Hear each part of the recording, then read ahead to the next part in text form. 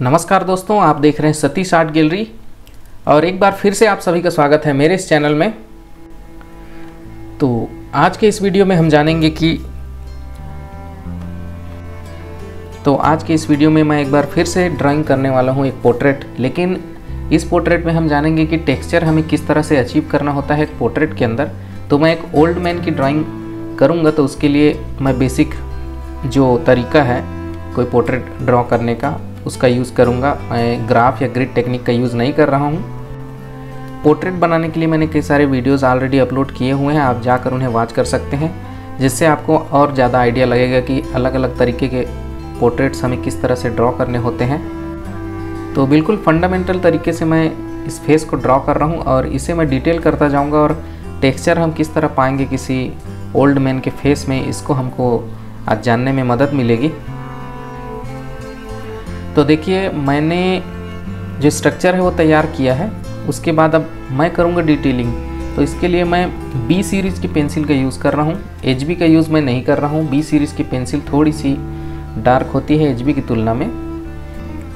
So first layer मैं apply कर रहा हूँ और फर्स्ट लेयर के लिए भी मैं बी सीरीज़ की पेंसिल का ही यूज़ कर रहा हूँ, एचबी का मैं यूज़ नहीं कर रहा हूँ। तो फर्स्ट लेयर तो हमको अप्लाई करना ही है। उसके बाद में हम शुरू करते हैं अच्छे से किसी पोर्ट्रेट को डिटेल करना।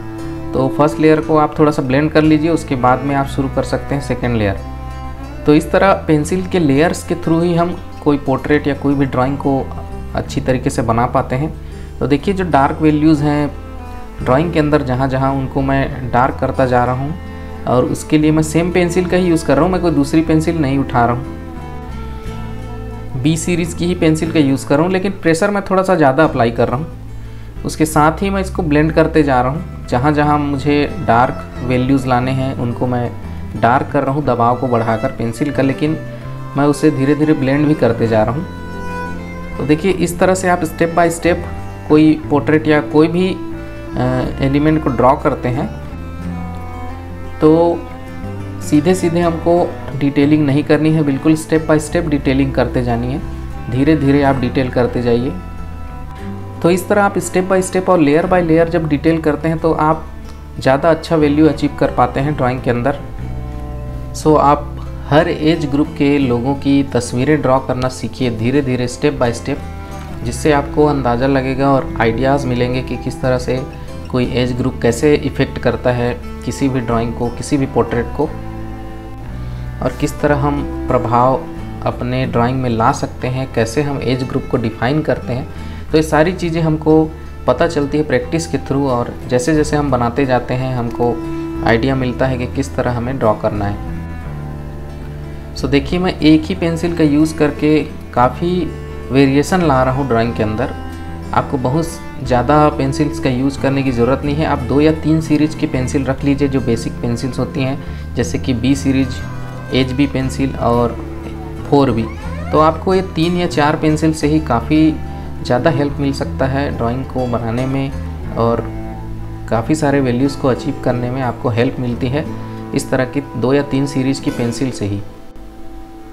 तो देखिए, इस तरह से आप कोई भी टेक्सचर फेस ड्रॉ करते हैं, उसमें रिंकल्स होते हैं, काफ़ी सारे टेक्सचर होते हैं। तो आप अलग अलग तरह के ओल्ड पर्सन्स की ड्राइंग को करने की कोशिश कीजिए, जिससे आपको काफ़ी ज़्यादा जानकारी मिलेगी रिंकल्स की, टेक्सचर्स की। तो काफ़ी वेरिएशंस होते हैं इस तरह के पोर्ट्रेट में। तो देखिए, केवल बी सीरीज़ की पेंसिल से ही मैंने इस तरह का रिज़ल्ट अचीव किया है। काफ़ी ज़्यादा पेंसिल बदलने की ज़रूरत नहीं है, आप चाहें तो बदल सकते हैं, लेकिन काफ़ी टाइम टेकिंग होता है, आपको बार बार पेंसिल छीलना पड़ता है। तो आप 1 या 2 पेंसिल से ही इस तरह का रिज़ल्ट पा सकते हैं। और पेपर भी मैंने बहुत अच्छा क्वालिटी का यूज़ नहीं किया है, मैंने आइवरी शीट पे किया है ये ड्राइंग। तो आई होप आप लोगों को मेरे ट्यूटोरियल वीडियोस पसंद आ रहे हैं।